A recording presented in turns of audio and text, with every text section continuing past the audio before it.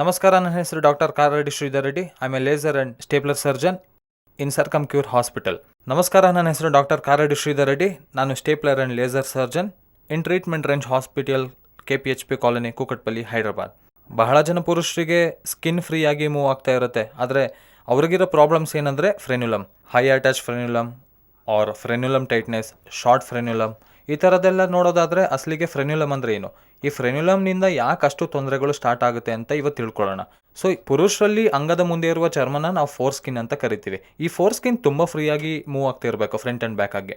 ಹಾಗೆ ಮೂವ್ ಆಗದೆ ಮೇಲೆ ಮಾತ್ರ ಫ್ರೀಯಾಗಿ ಮೂವ್ ಆಗಿ ಕೆಳಗೆ ಮಾತ್ರ ಅಟ್ಯಾಚ್ಮೆಂಟ್ ಹತ್ರ ಟೈಟ್ ಆಗೋಗೋದು, ಈ ಥರದ್ದೆಲ್ಲ ನಾವು ಫ್ರೆನ್ಯುಲಮ್ ಪ್ರಾಬ್ಲಮ್ಸ್ ಅಂತ ಕರಿತೀವಿ. ಈ ಫ್ರೆನ್ಯುಲಮ್ ಪ್ರಾಬ್ಲಮ್ಸ್ ನೋಡೋದಾದರೆ ಇವೆಲ್ಲ ಗಮನಿಸಿದ್ರೆ ಮೇಲಿರುವ ಚರ್ಮ ಏನಿದೆ, ಅಂಗದ ಮೇಲಿರುವ ಚರ್ಮ ಏನಿದೆ, ಮೇಲಿರೋ ಚರ್ಮ ಫ್ರೀಯಾಗಿ ಮೂವ್ ಆಗ್ತಾ ಇರುತ್ತೆ. ಬಟ್ ಕೆಳಗಿರೋ ಚರ್ಮ ಮಾತ್ರ ಇಲ್ಲಿ ಅಟ್ಯಾಚ್ ಆಗಿ ಮುಂದಕ್ಕೆ ಹೋಗ್ತಿರುತ್ತೆ. ಈ ಅಟ್ಯಾಚ್ಮೆಂಟ್ನೇ ನಾವು ಫ್ರೆನ್ಯುಲಮ್ ಅಂತ ಕರಿತೀವಿ. ಈ ಅಟ್ಯಾಚ್ಮೆಂಟ್ನೇ ನಾವು ಫ್ರೆನ್ಯುಲಮ್ ಅಂತೀವಿ. ಆದರೆ ಯೂಶಲಾಗಿ ಯಾರಿಗಾದರೂ ಸರಿ ಈ ಕೆಳಗೆ ಅಟ್ಯಾಚ್ ಆಗಿರಬೇಕು. ಅಂದರೆ ಈ ಗ್ಲ್ಯಾನ್ಸ್ ಅಂತೀವಲ್ಲ, ಈ ಮುಂದೆ ಇರುವ ಹೆಡ್ ಭಾಗನ ನಾವು ಇದನ್ನೇ ಗ್ಲ್ಯಾನ್ಸ್ ಅಂತ ಕರೆಯೋದು. ಈ ಗ್ಲ್ಯಾನ್ಸ್ಗೆ ಕೆಳಗಡೆ ಮಾತ್ರ ಅಟ್ಯಾಚ್ ಆಗಿರಬೇಕು, ಅದು ನಾರ್ಮಲ್ ಪೊಸಿಷನ್ ಇದ್ದಂಗೆ. ಸೊ ಇಲ್ಲಿ ನಾವು ಮೇಲೆ ಎಳೆದಾಗ ಚರ್ಮ ಇಲ್ಲಿವರೆಗೆ ಹೋಗುತ್ತೆ, ಆದರೆ ಕೆಳಗೆ ಮಾತ್ರ ಇಲ್ಲಿಗೆ ಸ್ಟಕ್ ಆಗೋಗುತ್ತೆ. ಅಂದರೆ ಅದು ನಾರ್ಮಲ್ ಪೊಸಿಷನ್, ಇದರಲ್ಲಿ ತೊಂದರೆ ಇರಲ್ಲ. ಆದರೆ ಕೆಲವ್ರಿಗೆ ಏನಾಗುತ್ತೆ ಅಂದರೆ ಈ ಅಟ್ಯಾಚ್ಮೆಂಟ್ ಅನ್ನೋದೇನಿದೆ, ಕೆಲವರಿಗೆ ಇಲ್ಲಿ ಅಟ್ಯಾಚ್ ಆಗದೆ ಕೆಲವ್ರಿಗೆ ಇಲ್ಲಿ ಅಟ್ಯಾಚ್ ಆಗಿರುತ್ತೆ, ಕೆಲವ್ರಿಗೆ ಇಲ್ಲಿ ಅಟ್ಯಾಚ್ ಆಗಿರುತ್ತೆ, ಇನ್ನು ಕೆಲವ್ರಿಗೆ ಇಲ್ಲಿ ಅಟ್ಯಾಚ್ ಆಗಿರುತ್ತೆ, ಕೆಲವ್ರಿಗೆ ನೇರವಾಗಿ ಯೂರಿನ್ ಮಾಡೋ ಹೋಲ್ ಹತ್ರನೇ, ಅಂದರೆ ಮೂತ್ರ ಮಾಡೋ ಜಾಗದಲ್ಲೇ ಅಟ್ಯಾಚ್ ಆಗಿರುತ್ತೆ. ಇದನ್ನೇ ನಾವು ಹೈ ಅಟ್ಯಾಚ್ ಫ್ರೆನ್ಯುಲಮ್ ಅಂತ ಕರಿತೀವಿ. High attach frenulum or short ಫ್ರೆನ್ಯುಲಮ್ ಅಂತಲೂ ಹೇಳ್ತಾರೆ. ಇವ್ರಿಗೇನೆಂದರೆ ಅಂಗ ದೊಡ್ಡದಾಗ್ತಿದ್ದಂಗೆ ನಾವು ಹಿಂದಕ್ಕೆ ಎಳೆದ ಕೂಡಲೇ ಅಂಗದ ಮುಂದೆ ಇರುವ ಭಾಗ ಏನಿರುತ್ತೆ ಬೆಂಡ್ ಆಗೋಗುತ್ತೆ. ಹೀಗೆ ಬೆಂಡ್ ಆಗೋದ್ರಿಂದ ಇಂಟರ್ಕೋರ್ಸ್ ಮಾಡಿದಾಗ, ಸಂಭೋಗಿಸಿದಾಗ ತೊಂದರೆಗಳು ಎದುರಾಗುತ್ತೆ. ಆ್ಯಂಡ್ ಬ್ಲೀಡಿಂಗ್, ಅಲ್ಲಿ ಕಟ್ಟಾಗೋಗಿ ಬ್ಲೀಡಿಂಗ್ ಆಗೋ ಚಾನ್ಸಸ್ ಇರುತ್ತೆ. ಅಲ್ಲಿ ಒಂದು ಚಿಕ್ಕ ರಕ್ತನಾಳ ಅನ್ನೋದು ಇರುತ್ತೆ. ಆ ರಕ್ತನಾಳ ಅನ್ನೋದು ಯಾವಾಗ ಕಟ್ಟಾಗುತ್ತೋ ಅಲ್ಲಿ ರಕ್ತಸ್ರಾವ ಬಹಳ ಹೆಚ್ಚಾಗುತ್ತೆ ಆ್ಯಂಡ್ ನಿಲ್ಲಲ್ಲ. ಕೊನೆಗೆ ರಕ್ತ ನಿಲ್ಲದೆ ಆ ಏರಿಯಾದಲ್ಲಿ ಪ್ರೆಸ್ ಮಾಡಿಕೊಂಡು ಇಮಿಡಿಯೇಟ್ ಆಗಿ ಅಪೆಂಡಿಕ್ಸ್ ಆಪರೇಷನ್ ಮಾಡೋ ಹಾಗೆ ಇದಕ್ಕೂ ಆಪರೇಷನ್ ಮಾಡಿದ ದಿನಗಳು ಎಷ್ಟೋ ಇವೆ. ಯಾಕಂದ್ರೆ ಅಲ್ಲಿಂದ ಬ್ಲೀಡಿಂಗ್ ನಾವು ಹಿಡ್ಕೊಂಡಿದ್ರು ಅದು ನಿಲ್ಲಲ್ಲ. ಅದಕ್ಕೆ ಖಚಿತವಾಗಿ ಒಂದು ಸ್ಯೂಚರ್ ಹಾಕಲಿಲ್ಲ ಅಂದರೆ ಗ್ಯಾರಂಟಿ ನಿಲ್ಲಲ್ಲ. ಈ ಫ್ರೆನ್ಯುಲಮ್ನ ನೋಡೋದಾದರೆ ಇಷ್ಟು ಚಿಕ್ಕದಾಗಿರುತ್ತೆ, ಆದರೆ ಇದು ಎಮರ್ಜೆನ್ಸಿನ ಕ್ರಿಯೇಟ್ ಮಾಡುತ್ತೆ. ಒಂದೊಂದು ಸಾರಿ ಎಮರ್ಜೆನ್ಸಿನಲ್ಲಿ ಹಾಸ್ಪಿಟಲ್ಗೆ ಓಡಬೇಕಾಗುತ್ತೆ. ಈ ಥರ ದಿನಗಳು ತುಂಬ ಫ್ರೀಕ್ವೆಂಟಾಗಿ ನಾವು ನೋಡ್ತಾನೆ ಇರ್ತೀವಿ. ಸೊ ಈ ಫ್ರೆನ್ಯುಲಮ್ ಏನಿದೆ, ಈ ರೀತಿಯಾಗಿ ಮೇಲೆ ಅಟ್ಯಾಚ್ ಆಗಿರೋರು ಎಷ್ಟೋ ಅಷ್ಟೋ ಸ್ವಲ್ಪ ಆದರೂ ಸರಿ ಅವರಿಗೆ ಚರ್ಮ ಕೂಡ ಇಶ್ಯೂಸ್ ಇದ್ದೇ ಇರುತ್ತೆ. ಅಂದರೆ ಚರ್ಮ ಕೂಡ ಮುಂದೆ ಹಿಂದೆ ಅಷ್ಟು ಫ್ರೀಯಾಗಿ ಮೂವ್ ಆಗಲ್ಲ.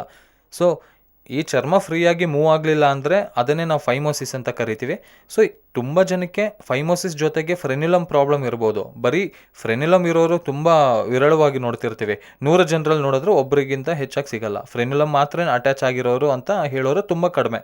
ಅವರಿಗೆ ಯಾವಾಗಾದರೂ ಸರಿ ಚರ್ಮ, ಅಂಗದ ಮುಂದಿನ ಚರ್ಮನೂ ಫ್ರೀಯಾಗಿ ಮೂವ್ ಆಗಲ್ಲ ಆ್ಯಂಡ್ ಅಟ್ಯಾಚ್ಮೆಂಟ್ ಕೂಡ ಹಿಡ್ಕೊಂಡು ಆಗಿರುತ್ತೆ. ಅಂಥವ್ರಿಗೆ ನಮಗೆ ಹೆಚ್ಚಾಗಿ ಕಾಣಿಸ್ತಾರೆ. ಸೊ ಇದಕ್ಕೆ ಪರ್ಮನೆಂಟ್ ಸೊಲ್ಯೂಷನ್ ಏನು ಅಂತ ನೋಡೋದಾದ್ರೆ ತುಂಬ ಜನ ನಾನು ಕೇಳ್ತಿರ್ತಾರೆ, ಓನ್ಲಿ ಫ್ರೆನ್ಯುಲಮ್ ಮಾತ್ರ ತೆಗೆದು ಹಾಕಿ, ಫ್ರೆನ್ಯುಲಮ್ ಒಂದೇ ಪ್ರಾಬ್ಲಮ್ ಇರೋದಲ್ವಾ ಅಂತ ಹೇಳ್ತಾರೆ. ಬಟ್ ಇಂಥವ್ರಿಗೆಲ್ಲ ಫ್ರೆನ್ಯುಲಮ್ ತೆಗೆದು ಹಾಕಿದ ನಂತರ ಮತ್ತೆ ಕೆಲವು ದಿನಗಳಲ್ಲಿ ನಂತರ ಅಂಗದ ಮೇಲಿರುವ ಚರ್ಮ ಕೂಡ ಇಶ್ಯೂಸ್ ಆಗುತ್ತೆ. ಆ ಇಶ್ಯೂಸ್ನಿಂದ ಮತ್ತೆ ಸರ್ಕಮ್ಸಿಷನ್ ಮಾಡಬೇಕಾಗುತ್ತೆ. ಅದಕ್ಕೆ ಯಾವಾಗಲೂ ನಾನು ನನ್ನ ವ್ಯೂವರ್ಸ್ಗೆ ಆಗಲಿ ಪೇಷಂಟ್ಸ್ಗೆ ಆಗಲಿ ಸಜೆಷನ್ ಏನು ಕೊಡ್ತೀನಿ ಅಂದರೆ, ಯಾವಾಗಾದರೂ ಸರಿ ಸರ್ಕಮ್ಸಿಷನ್ ಜೊತೆಗೆ ಫ್ರೆನ್ಯುಲೋಪ್ಲಾಸ್ಟಿ ಮಾಡಿಸ್ಕೊಳ್ಳೋದು 100% ಸಕ್ಸಸ್ ರೇಟ್ ಇರುತ್ತೆ ಆ್ಯಂಡ್ ಫ್ಯೂಚರ್ನಲ್ಲಿ ಕೂಡ ಯಾವುದೇ ಥರ ತೊಂದರೆಗಳು ಇರೋದಿಲ್ಲ. ಸೊ ಈ ಫ್ರೆನ್ಯುಲಮ್ ಅನ್ನೋದು ಏನಿದೆ ಅಟ್ಯಾಚ್ಮೆಂಟ್, ಈ ಫ್ರೆನ್ಯುಲಮ್ ಅಟ್ಯಾಚ್ಮೆಂಟ್ನ ತೆಗೆಯೋದು ನಾವು ಫ್ರೆನ್ಯುಲಾಕ್ಟಮಿ ಅಂತ ಕರಿತೀವಿ, ಆರ್ ಫ್ರೆನ್ಯುಲೋಪ್ಲಾಸ್ಟಿ ಅಂತಲೂ ಹೇಳ್ತೀವಿ. ಈ ಫ್ರೆನ್ಯುಲೋಪ್ಲಾಸ್ಟಿ ಏನಂದರೆ ಅದನ್ನು ಕಟ್ ಮಾಡಿ ಕೆಳಗೆ ತರೋದನ್ನೇ ನಾವು ಫ್ರೆನ್ಯುಲೋಪ್ಲಾಸ್ಟಿ ಅಂತ ಕರಿತೀವಿ. ಇದನ್ನು ಕಟ್ ಮಾಡಬೇಕಾಗಿರೋದು ಏನಿದೆ, ಇದನ್ನು ನಾವು ನಮ್ಮ ಸೆಂಟರ್ನಲ್ಲಿ ಲೇಸರ್ನಲ್ಲಿ ಕಟ್ ಮಾಡ್ತೀವಿ. ತುಂಬ ಜನಕ್ಕೆ ವಿತೌಟ್ ಸ್ಯೂಚರ್ ಕೂಡ ನಾವು ಮಾಡಿ ಕಳಿಸಿದ್ದೀವಿ. ಇನ್ನು ಕೆಲವರಿಗೆ ಆರ್ಟರಿ, ಏನಂದರೆ ರಕ್ತನಾಳ ಅಂತ ಹೇಳೋದ್ನಲ್ಲ, ಅದು ಕಾಣಿಸೋ ಹಾಗಿದ್ರೆ ಅದಕ್ಕೆ ಸೇಫ್ ಸೈಡಾಗಿ ಒಂದು ಸೂಚರ್ ಹಾಕಬೇಕಾಗುತ್ತೆ. ಅದು ಕೂಡ ಸೂಚರ್ ಮೆಲ್ಟ್ ಆಗೋ ಹಾಗೆ, ಅಂದರೆ ಸೂಚರ್ ಅಬ್ಸರ್ವ್ ಆಗೋ ಹಾಗೆ ಅಂತೀವಲ್ಲ. ಸೊ ಅದು 1 ವೀಕ್ನಲ್ಲಿ ಸೂಚರ್ ಕೂಡ ತಾನಾಗೆ ಬಿದ್ದೋಗುತ್ತೆ. ಸೊ ಈ ರೀತಿಯಾಗಿ ಇದನ್ನು ಕಟ್ ಮಾಡೋದ್ರಿಂದ ಪೂರ್ತಿ ಚರ್ಮ ಅನ್ನೋದು ಹಿಂದಕ್ಕೆ ಬರುತ್ತೆ. ಆ್ಯಂಡ್ ಆಲ್ವೇಸ್ ನಾನು ಯಾವಾಗಲೂ ಏನು ಪ್ರಿಸ್ಕ್ರೈಬ್ ಮಾಡ್ತೀನಿ ಅಂದರೆ ಎಲ್ಲರಿಗೂ ಬರೀ ಫ್ರೆನ್ಯುಲೋಪ್ಲಾಸ್ಟಿ ಜೊತೆಗೆ ಸರ್ಕಮ್ಸಿಷನ್ ಕೂಡ ಮಾಡಿಸ್ಕೊಂಡ್ರೆ 100% ರಿಸಲ್ಟ್ ಇರುತ್ತೆ ಅಂತ ಹೇಳ್ತೀನಿ. ಸೊ ನಿಮ್ಗೆ ಯಾರಿಗಾದರೂ ಓನ್ಲಿ ಫ್ರೆನ್ಯುಲಮ್ ಮಾತ್ರನೇ ಪ್ರಾಬ್ಲಮ್ ಇದ್ದರೆ, ಟ್ರಬಲ್ ಇದ್ದರೆ ಖಚಿತವಾಗಿ ನನ್ನ ಹತ್ರ ಬನ್ನಿ.